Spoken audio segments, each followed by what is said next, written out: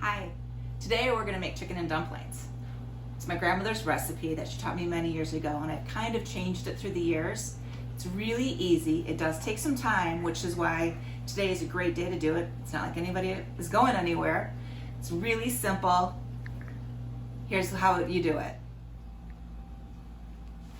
I have a whole chicken and I have 3 chicken breasts. These were all in the freezer, took them out overnight. The chicken is still a little frozen, which is totally fine. I have it over medium heat, and this is just plain water that it's gonna be cooking in. I have 2 onions. I have 3 stalks of celery, including the tops, the leaves of the celery. And I have 3 carrots. You can see that none of them are chopped very small. It makes no difference because it's going to cook down, and then I'm going to use the immersion blender when it's finished. And then I took about 5 cloves of garlic and left them whole but smashed them. I'm going to add about 7 or 8 allspice, 5 bay leaf,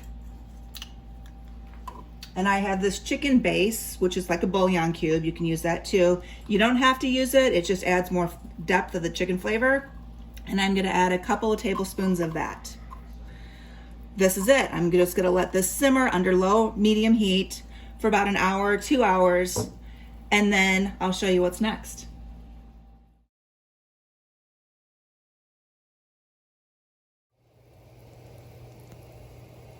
So it's been about an hour. I've taken out the chicken. I've deboned it and cut up the chicken breast. From the stock, I've removed the bay leaves and the allspice. I've taken extra carrots and cut them and have them start boiling to be served with chicken and dumplings. And now I'm going to take my hand immersion blender and blend this. If you don't have a blender, you can put it into your cold of that. You can put your stock into a blender and try and get the vegetables to mince that way. This I've just found makes a lot more flavorful stock. It isn't necessary to do it, and you could have just cut your vegetables up much smaller to start with, but it works this way and we like it.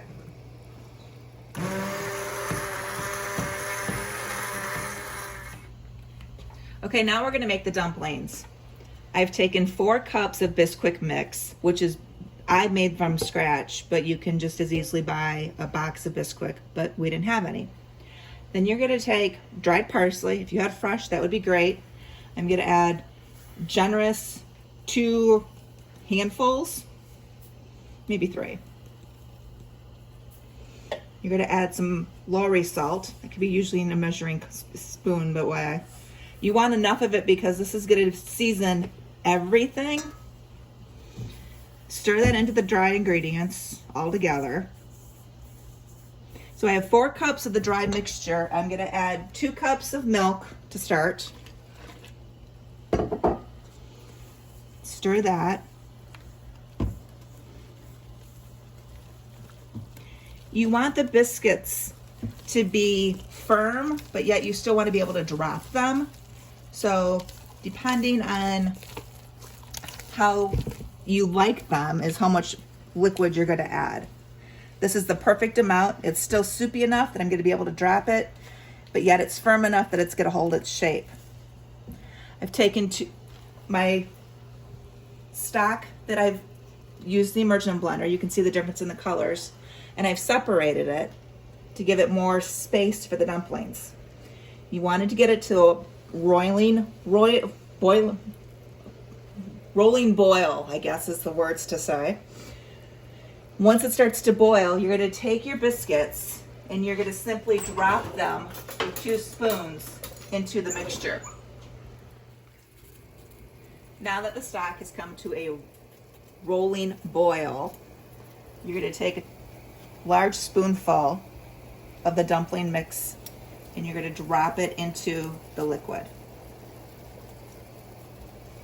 The idea of having 2 different pots is that they're not going to be overcrowded, which will give them more space to cook evenly, and it'll help them keep their shape better.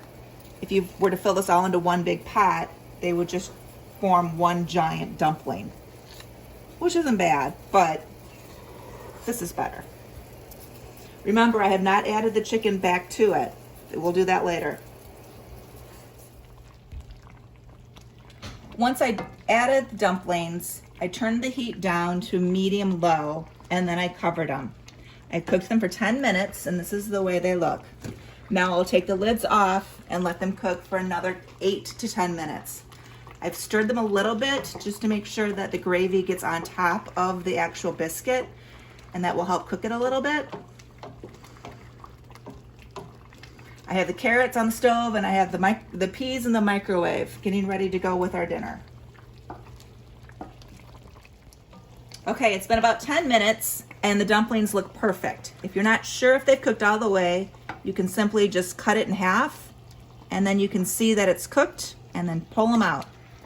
What I'm gonna do is, because I did this in 2 separate batches or 2 pans, I'm gonna empty out both of the pans and then I'm gonna combine the gravy into one.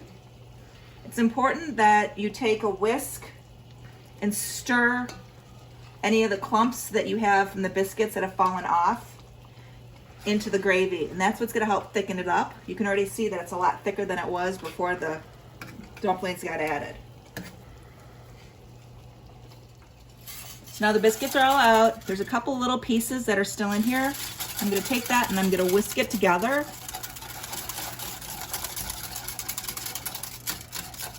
You still have a few little pieces of your carrots and your celery, your onions and your garlic, which is great. It's definitely gotten a much thicker gravy. At this time, you can add some half and half, some heavy whipping cream, some milk if you'd like it a little bit creamier. And then you throw in your chicken.